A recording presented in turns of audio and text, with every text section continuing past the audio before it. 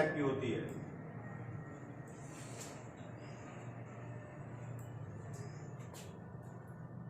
एक होती है प्राइमरी मेमोरी,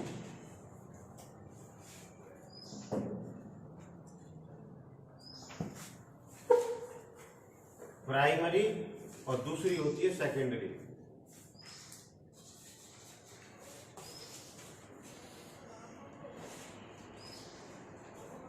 प्राइमरी मेमोरी और सेकेंडरी मेमोरी।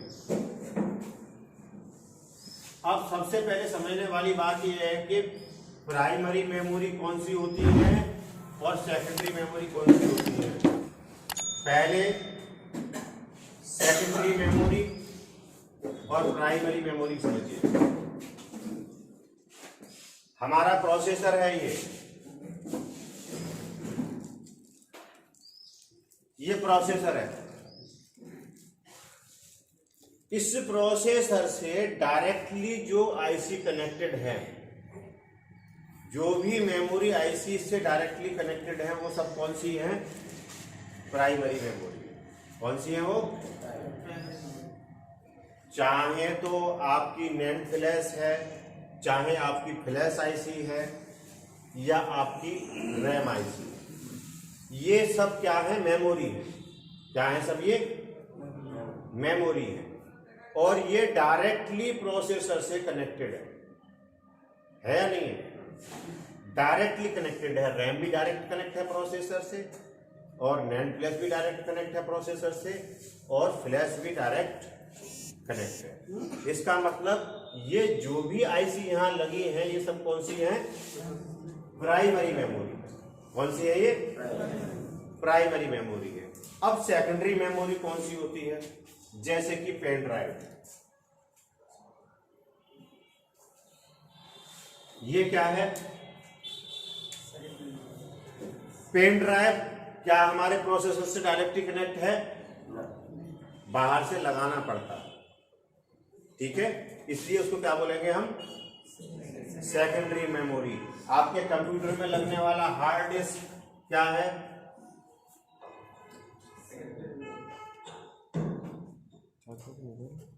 हार्ड डिस्क क्या है?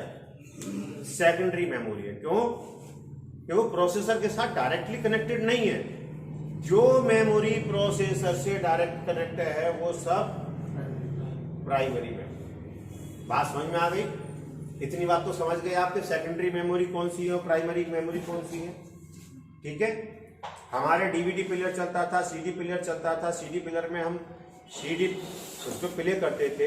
सीडी क्या होती थी? डीवीडी क्या होती थी? प्राइमरी मेमोरी या सेकेंडरी मेमोरी? समझ में आ गई बात एक बार में कि सेकेंडरी मेमोरी कौन सी है? जो डायरेक्टली प्रोसेसर से कनेक्ट नहीं है, वो सब सेकेंडरी मेमोरी है, चाहे कोई सी भी मेमोरी। समझ में आया? तो हमारी जो डीवीडी है वो क्या है? वो सेकेंडरी मेमोरी। ऐसा कोई भी डिवाइस जिसमें डाटा स्टोर होता हो पर वो प्रोसेसर से डायरेक्ट कनेक्ट ना हो, वो सब कैटेगरी सेकेंडरी मेमोरी। ऐसे जितने भी डिवाइस जो डाटा स्टोर करते हो पर प्रोसेसर से डायरेक्टली कनेक्ट हो, वो सब कौन से हैं? Primary memory. इतनी बात समझ में आई? ठीक। अब आ जाओ इधर। प्राइमरी मेमोरी जो है वो भी दो टाइप की होती है। एक होती है कैश मेमोरी। कौन सी होती है? Cache memory. Cache memory. दूसरी होती है मेन मेमोरी।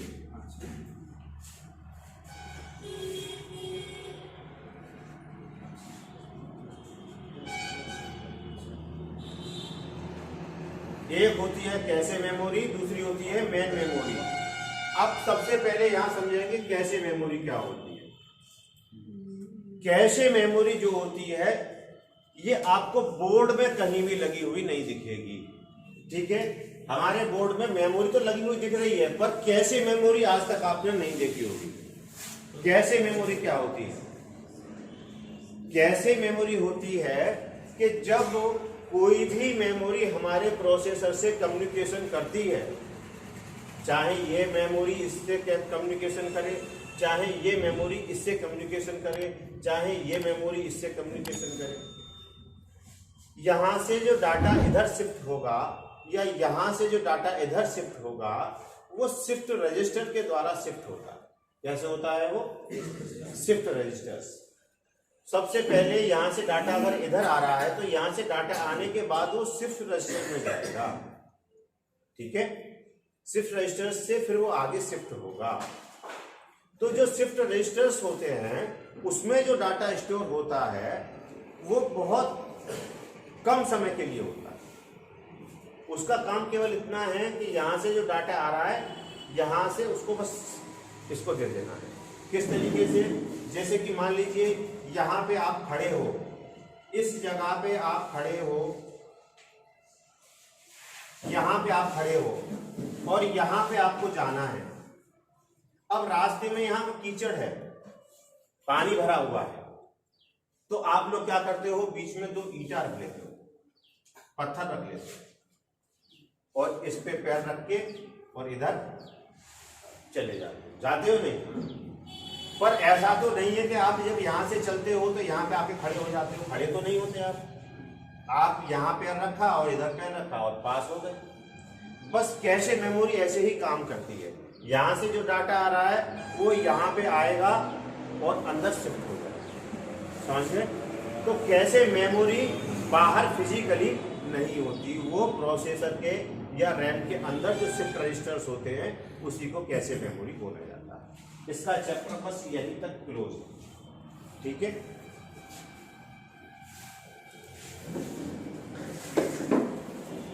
अब आ जाओ मेन मेमोरी पे। मेन मेमोरी भी 2 टाइप की होती है। मेन मेमोरी भी 2 टाइप की होती है। कौन कौन सी होती है? एक होती है रोम और दूसरी होती है रैम। रैम मतलब रैंडम एक्सेस मेमोरी और रोम का मतलब रीड ओनली मेमोरी। रैम भी 2 टाइप की होती है। एक होती है डी रैम, दूसरी होती है एस रैम, मतलब डायनामिक रैम और स्टैटिक रैम। और जो रोम होती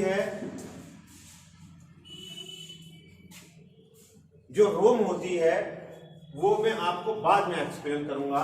पहले आपको रैम और रोम में फर्क समझना पड़ेगा। क्या समझना पड़ेगा? रैम कौन सी होती है और रोम कौन सी होती है।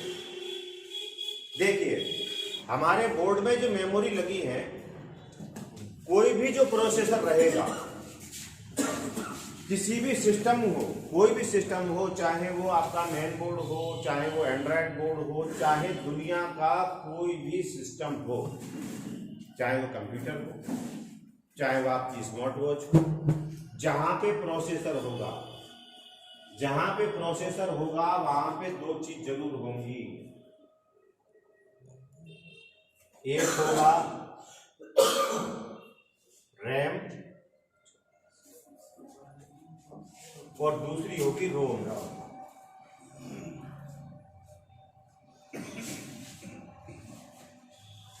जहां भी प्रोसेसर रहेगा, मेरी बात का ध्यान रखना, लाइफ टाइम आप कुछ भी रिपेयर करो, अगर प्रोसेसर है तो उसके साथ में रैम भी लगेगी और उसके साथ में रोम भी लगेगी। अगर इन दोनों में से कोई भी एक मेमोरी मिसिंग है तो आपका प्रोसेसर वर्क काम नहीं करेगा, ठीक है। हाँ, तो रैम और रोम में फर्क क्या है? रैम ऐसी मेमोरी होती है कि अगर हम इसको सप्लाई दें, तो इसमें डाटा स्टोर रहेगा। अगर हम अपने सिस्टम को सप्लाई दे रहे हैं, हमने अपने बोर्ड को सप्लाई दी हुई है, तो इसमें डाटा रहेगा। पर जैसे ही हम अपने सिस्टम की सप्लाई को ऑफ करेंगे इसका डाटा सब क्या हो जाएगा, जीरो, खत्म, ब्लैंक, इसमें डाटा नहीं रहेगा। और रोम वो आईसी होती हैं कि जिसमें सप्लाई दी हुई है, हमने मान लीजिए इसकी सप्लाई 3.3 वोल्ट है, इसकी सप्लाई हमने 3.3 वोल्ट दी हुई है, इसकी भी सप्लाई 3.3 वोल्ट है, इसकी भी हमने सप्लाई दी हुई है। अब इसकी सप्लाई अगर गई तो इसका डाटा जीरो हो जाएगा, इसका डाटा क्या हो जाएगा, जीरो।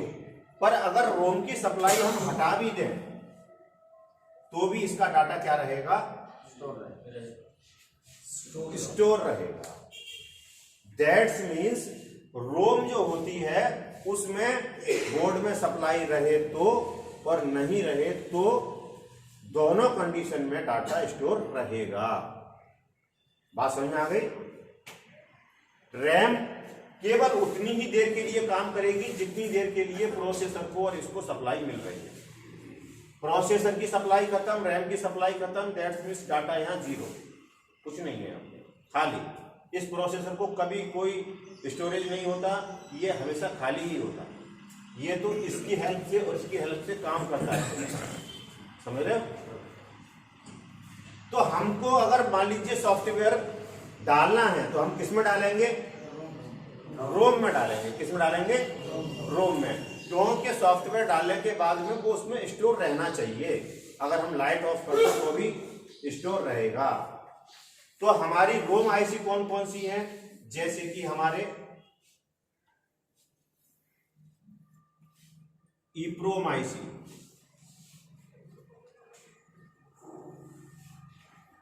ये क्या है, मेमोरी आईसी 24 सीरीज शुरू होती है, 24C2, 24C4, 24C8, 24C16, 24C32 लगती है आपके टीवी सेट में। सब क्या है, रोम कैटेगरी की आईसी है। उसके बाद फ्लैश मेमोरी, ये कौन सी सीरीज से शुरू होती है, 25 सीरीज से। इसका number 25Q16, 25Q32, 25Q64, 25Q128 इस तरीके से होता है। इसका सीरीज 25Q से शुरू होता है। उसके बाद कौन सी आती है, NAND flash.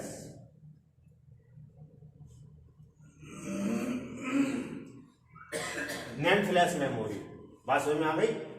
NAND flash memory में जो डाटा रहेगा वो इसी में स्टोर रहेगा। अब इसमें अंतर क्या है, अंतर है इनकी स्टोरेज कैपेसिटी का। क्या है अंतर, स्टोरेज कैपेसिटी का। इसमें कुछ केबी की फाइल ही स्टोर हो सकती है, कुछ केबी।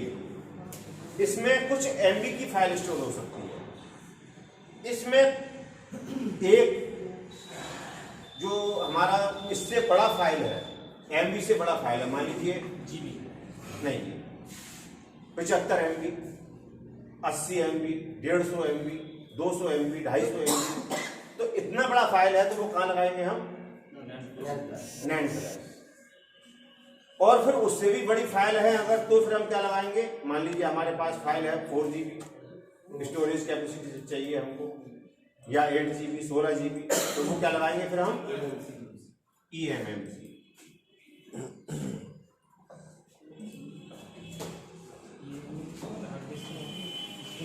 हमारा जो भी प्रोग्राम होगा इन्हीं आईसी में होगा, या तो रोम में या फ्लैश में या नैंड फ्लैश में या फिर eMMC में। अब बात समझ में आ गई, बस अब आगे कंटिन्यू करो।